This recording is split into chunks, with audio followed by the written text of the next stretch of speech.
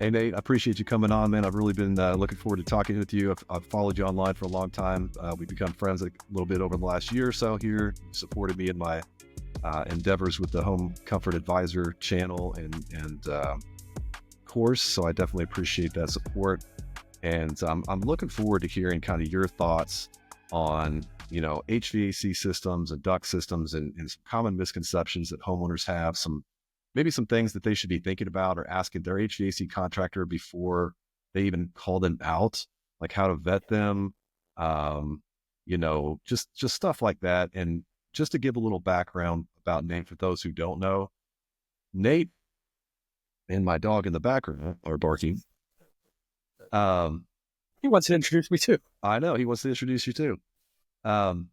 Nate's been in the home performance world for quite a while. I'd say, what is it, 10, 15, 20 years now at this point?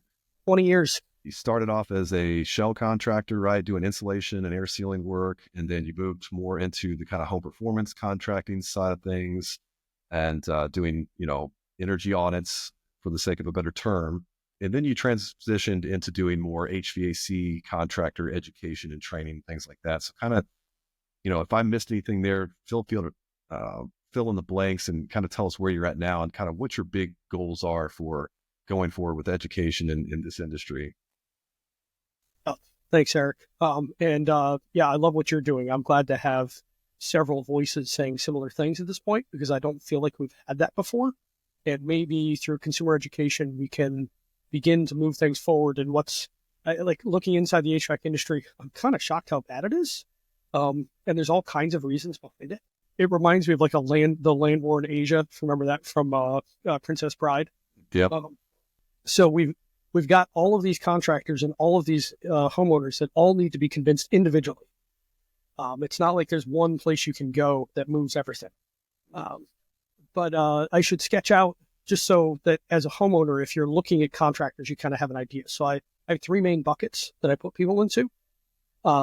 So there's 0 to 3 million, which is anywhere from a one-man band, chucking a truck, it's sometimes called, although sometimes chucking a truck is the guy you want. About HVAC contractors. HVAC contractors, yes. Revenue, 0 to a million. 0 to 3. Well, 0 to 1 is just the little guys. But up to 3, you can have kind of mediocre processes and still make it. But if you try to get beyond that, the owner has to get out of the truck and it has to become a quote unquote real company. So like the owner's not going to be on the tools every day. Right. And every project can't cross his desk anymore, or hers, but there's not many ladies in the HVAC industry, at least not outside the office. There's a few, and they're awesome, but there's not a lot of them. Yes. It's like 1.5%.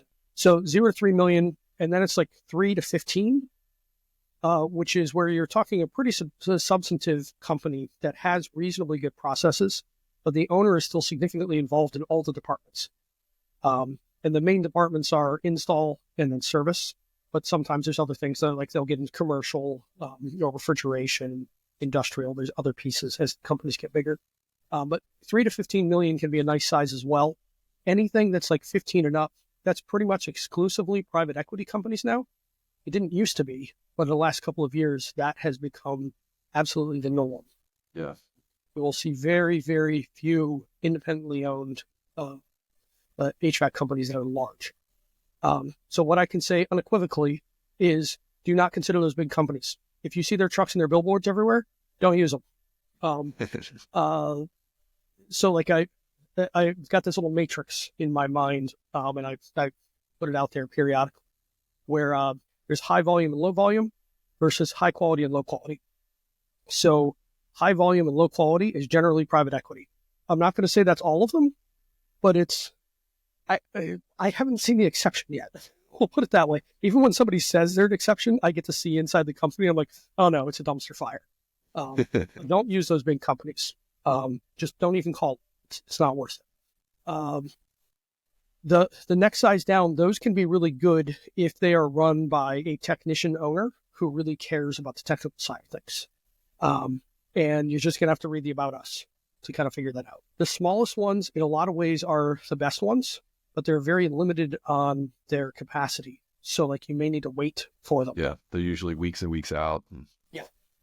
Particularly if it's high season.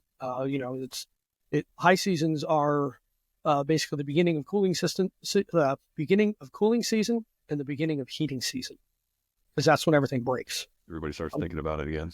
Yeah, all the marginal systems. So right now, this is the slowest time of year. This is the time to buy an HVAC system, is first quarter. I don't care where you are in the country, first quarter is slow season.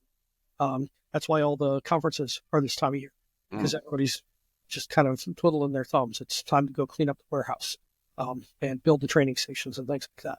It's kind of surprising, actually. I would think during the really cold winter months, you'd be getting a lot of service calls or complaints about comfort issues and things like that. But you're saying it's not the most volume time, I guess, to be. The marginal system's already broke because it's been cold for 3 months, 2 months, something like that. So yeah, generally first quarter. I mean, sometimes January, like this is the first real winter we've had in 5 years. It sounds like it's the worst one you've had living. It's definitely the coldest that we've had. I feel like the longest period of time, and it's definitely the most snow, at least here in Kentucky, that I've seen in 16 years. Yeah. This honestly, it feels like I'm back in Cleveland. This is a normal Cleveland winter. This is why I moved. And you're like, damn it. Because there's been plenty of years growing up where it was below freezing for 2 months. January and February were below freezing. You get the occasional day that spikes to like 40, just enough to create a nice coating of brown snow and ice, so everything looks ugly. And then it snows again on top of that, and then you've got this big layer of ice in the middle. So you walk and you're like choke through like 2 layers of ice. So I don't miss those days. But we've gotten a little bit of a taste of it here this year. At least you got the New River Gorge right next to you to see the beauty of that instead of just, Cleveland. Yeah, exactly. And not that Cleveland's a bad town, but we've been wanting to move to the mountains, so here we are. And yeah, the New River's half a mile behind me right now. You just go over one ridge and then you're at the river. In any case, avoid the bigger companies. That's my strongest advice. Just don't even consider them. They shouldn't even be in the running, because I've seen just these hideous installs that people paid top dollar for. So you get Craigslist quality with Mercedes pricing. It's interesting though, because at least where I'm at, I see billboards for certain companies here locally, and some of those companies advertise really cheap installations, or they'll say, you get a free air conditioner with your furnace or whatever. And then there's other ones that have a lot of advertising, and they're definitely not the cheapest. Yeah. So I'm like, how does that work when you're spending all this money on advertising? You're a volume person, and you're still charging low prices. I don't know. I don't get it. Kind of both sides of the coin. The quality is mediocre. Yeah, is what I'm seeing. So, and let's talk about quality of install, because this is absolutely critical. So until the last 5 years or so, particularly if you have a furnace, in July of 2019, it was basically mandated to use a different kind of motor in the system. So it went from PSC to EC. Fixed speed to variable speed motors. Basically, yes. Yeah. The ECMs, the electronically commutating motors, not that I want to lose everybody in the names, but those are extremely efficient if you don't put much pressure against them. But they use as much or more power than the old school motors if you put them against a lot of pressure inside the ductwork. So I call that duct pressure. The technical name is total external static pressure, TESP. Yep. But if you put those against high duct pressure, they'll scream. And where the PSCs just didn't care, I view them like a big linebacker. Like you got this 300-pound guy, and you throw a 300-pound guy on his back, and like he slows down, but he keeps running. Yeah. And the EC motors are more like a prima donna soccer player, where you touch them on the shoulder and they flop over on the ground like, he hurt me. So they're really sensitive. But that's what we need to run now for the most part. Now, if you put them in a good environment, they are amazing. They use almost no power. They are extremely quiet. They're really, really wonderful. Mm-hmm. You need to put them in a system that has low pressure inside the ductwork. It's not hard to measure. You can actually do it with a $130 tool and a $30 set of static pressure tips. So as a homeowner, you can measure this for like $160. True Tech tools and get the stuff if you're nerdy enough. Yeah. Or you make sure that the company coming out is going to measure this and you request it. Yes. So that is one of the things to request. And if they ask you, what is it? Just hang it up. Yeah, if you don't know how to test static pressure in your HVAC company, you probably shouldn't be in business. But there's a lot of them that don't. Yeah. I heard one story of a $50 million company where the owners didn't even know what static pressure was. It's sad. It's really sad. And I mean, this is kind of it. The pressure inside the ductwork is one of 2 or 3 factors that take you from a system that might only last 4, 6, 8, 10 years to a system that lasts 15 or 20. And that shorter life system is going to dog you with repairs. If you've ever had a lemon car where they drive you bonkers with repairs, actually mine just popped up. It was 10 years ago today. I had what I called a Subaru. It's a Subaru, but GM owned Saab and Subaru at the same time, and they put Saab styling on a Subaru. It was a nice looking car, but that car cost me $13,000 in repairs in 3 years. Yeah. And then I did another $4,000 retail of work myself, and I got a flat tire today 10 years ago, and I was like, I'm done. I put tires on it and I sold that thing. Yeah. That is what you're likely to get now, particularly with the furnace, but anything that has the newer motor, which most of the equipment does now, if you put it in a bad environment, that motor's going to die, and it'll die in usually 12 to 24 months, maybe 36 if you've got a problem. And they're $1,000 to $2,000 each. And when you replace it, that you aren't fixing it, you're just resetting the clock to do it again in a few years. So what we're talking about here is static pressure and ductwork, and that's the airflow that moves through your system to deliver it to all the rooms in your house.